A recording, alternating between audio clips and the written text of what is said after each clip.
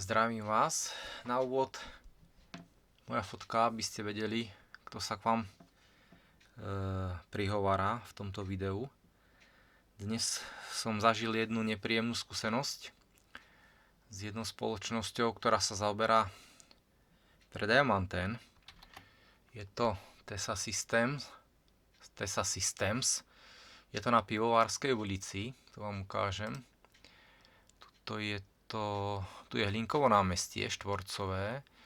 Tuto je kostol Najsvätejšej Trojice. To je katedrála. No. Je to kostol, to nie je katedrála, to sa na katedrála nepodobá.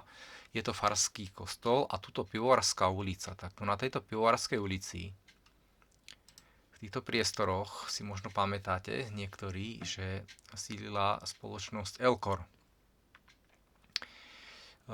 Ja som tam išiel vyriešiť nejaké veci svoje, čo sa týka ohľadom príjmu DVB-T signálu.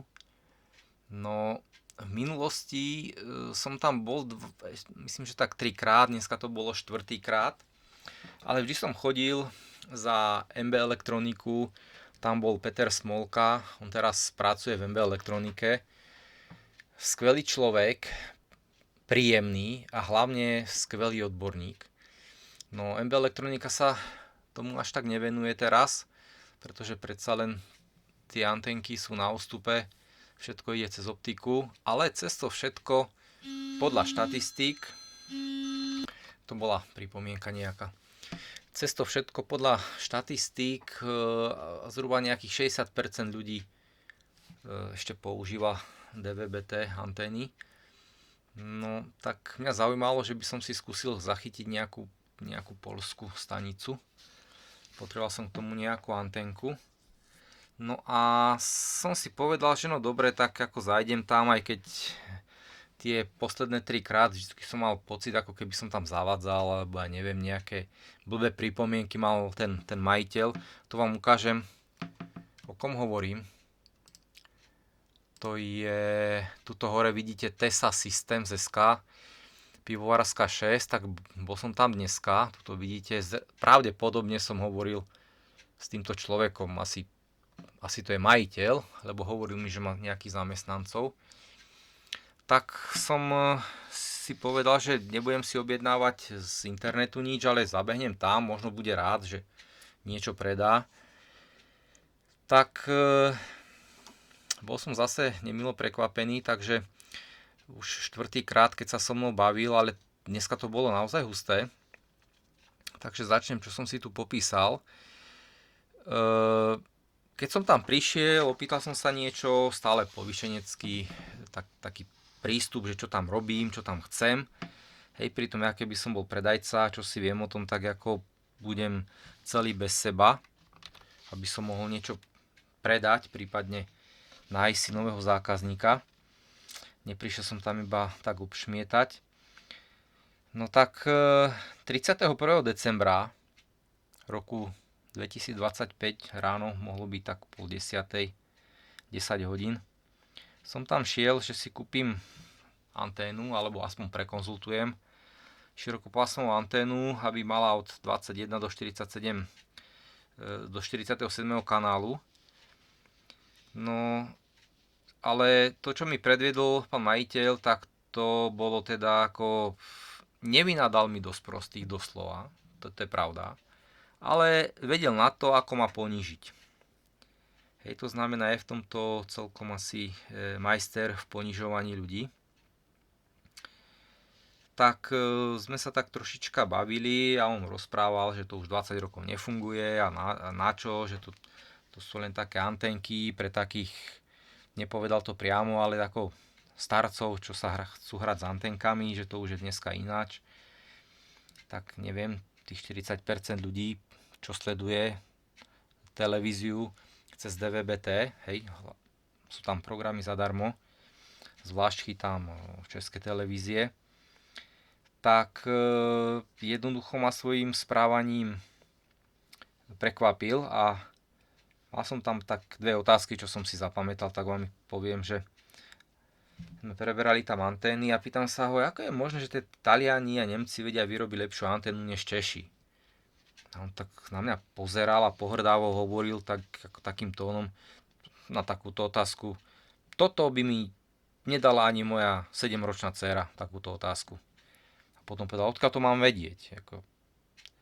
Ale to, že to je pre neho hlúpa otázka, nepovedal doslovne, ale teda naozaj ten tón bol taký zvláštny. Ja som si myslel, že som prišiel za odborníkom, ktorý bude rád, že sa má s kým porozprávať o technológii, ktorá už pomaličky na ústupe, no ale skôr som tam bol za blbca. Tak sa voči mne správal. A potom som sa ho pýtal na nejaké antény a hovorím, že prečo to je ako tam nie sú tie charakteristiky kolo tých antén, tie grafy, ako ktorá anténa vypadá, a on mi povedal, doslova mi povedal na moju otázku. Nenašiel som žiadne poriadne charakteristiky antén, len nejaké čísla o tých anténach. A on mi doslova povedal, to preto, že ste leniví hľadať. Používajte ChatGPT.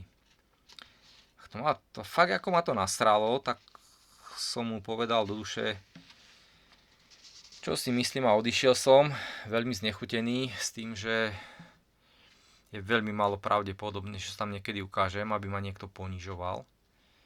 Hej, a robil som mňa blbca, pritom bol by som tam kúpil anténku, mal peknú, aj konzolku, 50 eur, parádna, no bohužiaľ, nič sa diať nebude, pritom tú starú technológiu predáva, tuto si ukážeme, držiačik na anténku, tuto má držiačik, aha, parádny, krásne, ale čo tam má? Televízna technika, aha. Satelitné DVB-T príjimače.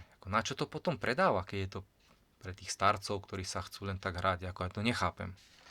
Čo to malo znamenať?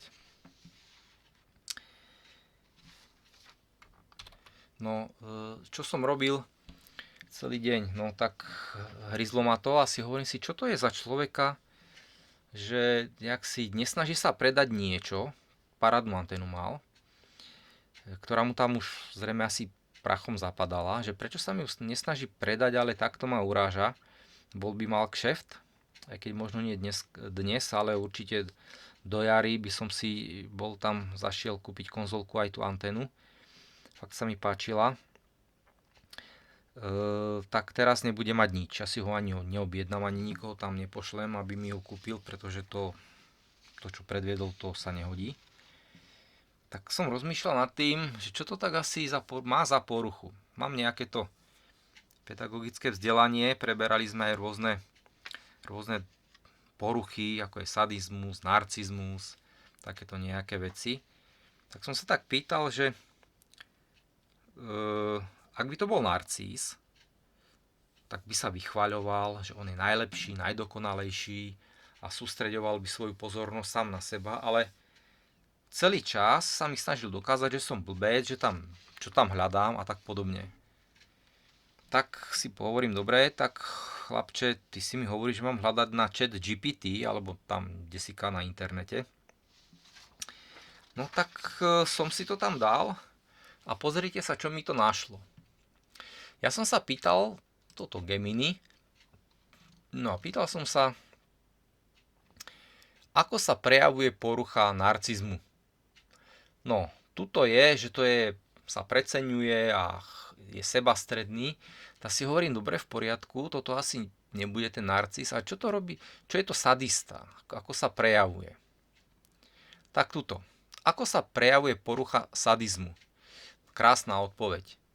Zjednodušene povedané, sadizmus je prežívanie potešenia alebo uspokojenia z utrpenia, ponižovania či bolesti inej bytosti. No v tomto prípade som ja bol ponižovaný.